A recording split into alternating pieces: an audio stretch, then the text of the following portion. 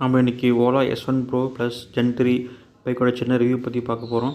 இந்த பைக் பார்த்திங்கன்னா 300 range kilometre கொடுக்குன்னு ஒரு டைம் சார்ஜ் போட்டால் கொடுக்குன்னு சொல்கிறாங்க. ஆனால் நமக்கு கொடுக்க வேண்டியது பார்த்திங்கன்னா 220 to 270 கிடைக்குது. அப்ராக்சிமேட்டாக நமக்கு 250 அது 50 to 60 ஸ்பீடில் ஓட்டினா நமக்கு கிடைக்குது. பார்த்திங்கன்னா எக்கோ மோடில் ஓட்டினா கிடைக்குது. இந்த பைக் வந்து பார்த்திங்கன்னா 130 ஸ்பீடு கொடுக்குது. இந்த பைக் வந்து ஏத்தரோட 120 தான் கொடுக்கும். ஏத்தரில் எல்லா வேரியண்ட்லையும் கம்பைன் பண்ணாலும் சரி 120 மேலே கொடுக்காது. அந்த ப்ரைஸ்க்கு இது எவ்வளோ பரவாயில்ல தான். S1 Pro ப்ளஸ் Gen 3 இதில் 2 வேரியண்ட் இருக்குது. பார்த்தீங்கன்னா ஒன்று வந்து 5.2 kW battery hour, 4 kW battery hour.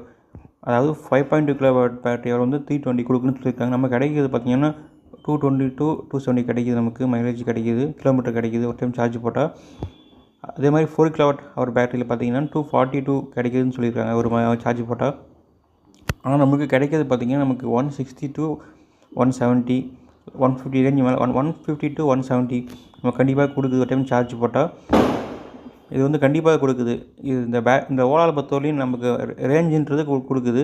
ஆனால் ரேஞ்சு பார்த்தா நமக்கு வந்து 50 km to 60 அதுக்குள்ளே போனால் தான் நமக்கு 40 to 60 அந்த ஸ்பீடுக்குள்ளே போனால் நமக்கு கொடுக்கும். நம்ம 120 130 110 100 அந்த மாதிரிலாம் போனால் கண்டிப்பாக நமக்கு ட்ராப் தான் ஆகும். நமக்கு இந்த பைக்கில் பார்த்திங்கன்னா 13 kW பீக் பவர் சொல்லியிருக்காங்க. வண்டி செம்ம பவர் தான். இந்த ஓலாவில் நீங்கள் டெஸ்ட் பண்ணி பார்க்கும்போது நமக்கு டியூல் டிஸ்பிளே கொடுத்துருக்காங்க. ஸ்லிப் ஆகுது, ஸ்லெட் ஆகாது, எவ்வளோ வேகம் போனாலும் நமக்கு கண்ட்ரோல் இருக்கும். இப்போ ஆக்டிவேஷன் 0 to 40 வந்து 2.1 செகண்ட்ஸில் கொடுத்துருக்காங்க. நல்லா ஃபாஸ்ட்டாக போகுதுன்னு சொல்லியிருக்காங்க. ஹைப்பர் சார்ஜ் இருக்குது.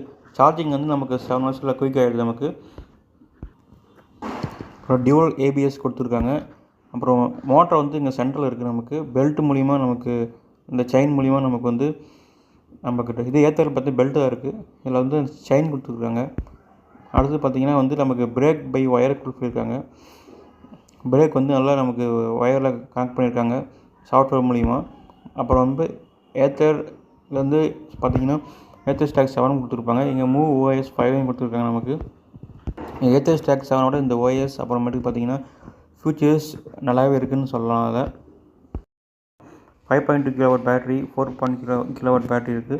இதில் பார்த்திங்கன்னா நமக்கு வந்து ஸ்டாப் ஸ்பீட் வந்து பெருசாக டிஃப்ரென்ஸ் கிடையாது. பீக் பவரும் பார்த்திங்கன்னா எல்லாம் சேமாக தான் இருக்குது. ஆக்சிலேஷனும் பெருசாக டிஃப்ரென்ஸ் கிடையாது. நம்ம ரேஞ்ச் தான் நமக்கு மெயின் டிஃப்ரென்ஸ். ரேஞ்சை பற்றி முன்னே சொல்லியிருக்கேன். சார்ஜிங் டைம் வந்து இதில் பார்த்திங்கன்னா 7 ஹவர்ஸ் ஆகுது. 5.2 kW பேட்டரி பவர் பெருசு. அடுத்தது பார்த்திங்கன்னா சார்ஜிங் டைம் இதில் வந்து 4 hours 50 minutes ஆகுது. கிட்டத்தட்ட 5 மணி நேரம் ஆகுது. மோட்ஸ் எல்லாம் நமக்கு சேமாக தான் இருக்குது. நமக்கு வாரண்ட்டி பார்த்திங்கன்னா நமக்கு 3 years 50,000 வாரண்ட்டி கொடுத்துருக்காங்க. நமக்கு ப்ரைஸ் வந்து நம்ம ஷோரூம் வேரி ஆகுது. நீங்கள் ஷோரூமுக்கு கனெக்ட் பண்ணி